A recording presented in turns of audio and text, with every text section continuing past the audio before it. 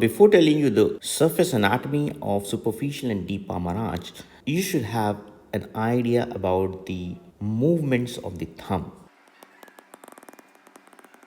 The freedom of movement of the thumb that you enjoy is on the basis of evolution, being Homo sapiens sapiens. So, this is an evolved feature which is not seen in apes and chimpanzees.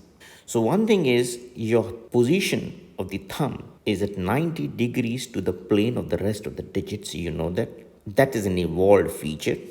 There are several factors that why your thumb stays away from the digits in a plane that is 90 degree to the plane of the rest of the digits. Well, that's a lengthy topic, not in pretext with this question, so I'll be teaching you later on sometime. Right now, focus upon this, that this is the movement of the thumb showing abduction. Means you're moving your thumb away from the plane of the digits. Bringing the thumb back towards the plane of the digits is adduction. Then moving your thumb laterally away from the plane of the digits is called extension, and bringing the thumb back towards the plane or parallel to the plane of the digits, this is called flexion.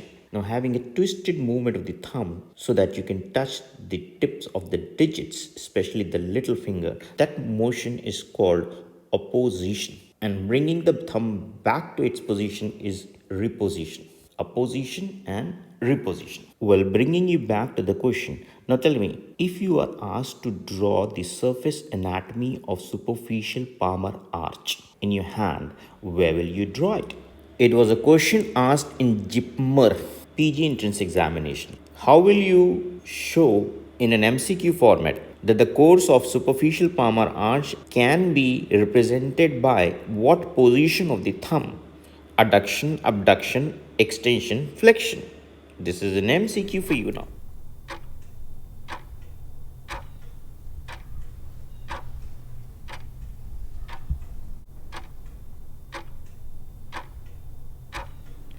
Of course, you must have guessed the answer now. And the answer is flexion.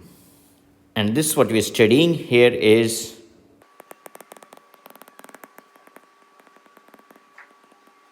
surface anatomy of superficial palmar arch.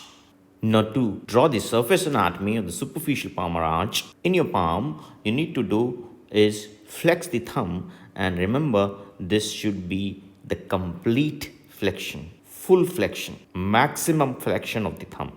And after that, you can draw an arc like this below the concavity created by the thumb or below to the arc created by the thumb. Now, this you are seeing is the surface anatomy of superficial palmar arch. So it's easy for you to remember now. Easily flex the thumb, and within the concavity just draw an arc with a pen, and that's the surface anatomy of superficial palmar arch. And with this, you can also now guess that this arch lies at the level of what bones, and that is just below to the head of metacarpals or at the level of neck of metacarpals.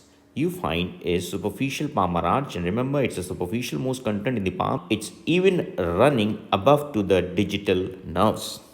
Now let me include in the same image, you can also draw an arc like this, a shallow arc below to the same arc you've already drawn. Now this becomes the surface anatomy of deep palm arch. Remember, it's the deepest content of the palm, and it overlies to the base of the metacarpals, not over to the carpals, rather at the base of the metacarpals. It directly touches the bones, so it's the deepest structure of the palm.